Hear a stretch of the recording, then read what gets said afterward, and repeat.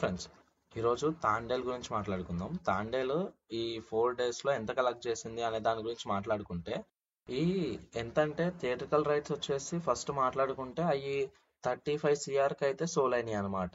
So మనకి 36 CR collect చేస్తే break even దాటి హిట్ అయినట్టు అనమాట.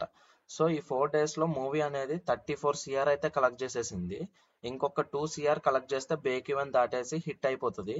అండ్ చెప్పాలంటే సినిమాకి ఫస్ట్ డేనే పాజిటివ్ టాక్ రావడము, అండ్ చాలా మంది చాలా బాగుంది, యాక్టింగ్ బాగుంది, అదంతా పాజిటివ్ టాక్ రావడం వల్ల సినిమాకి చాలా ప్లస్ పాయింట్ అనే చెప్పాలి. మనము రిలీజ్ కి ముందే మనం చెప్పాం సినిమా చాలా బాగుంటది వెళ్ళండి అనుకుని. అండ్ చెప్పాలంటే సినిమాలో మెయిన్ గా నాగ చైతన్య గారిది అండ్ సాయి పల్లవి గారిది యాక్టింగ్ వేరే లెవెల్ ఉందన్నమాట. అసలు వేరే లెవెల్ కి వేరే లెవెల్ అసలు. ఏది ఇంటర్వెల్ ముందు వచ్చే బోట్ సీన్స్ ఉంటాయి కదా, ఆ సముద్రంలో ఆ సీన్స్ అయితే ఎలా ఉంటాయంటే గూస్ బంప్స్, అసలు వేరే లెవెల్ సీన్స్ ఉంటాయి అసలు అక్కడైతే.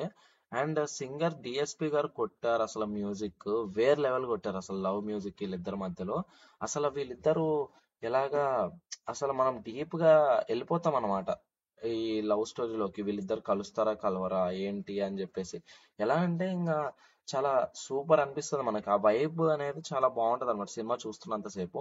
అండ్ చెప్పాలంటే ఈయన పాకిస్తాన్ లో ఇరుక్కపోతాడు, మన నాగ చైతన్య గారు వాళ్ళంతా. సో ఆ ఇరుక్కుపోయినప్పుడు ఆ పోర్షన్ అనేది బాగా హ్యాండిల్ చేశారు డైరెక్టర్ గారు, చందు మొండేటి గారు చాలా బాగా హ్యాండిల్ చేశారు అనమాట ఆ పోర్షన్ అనేది. చెప్పాలంటే సినిమా చాలా బాగుంది.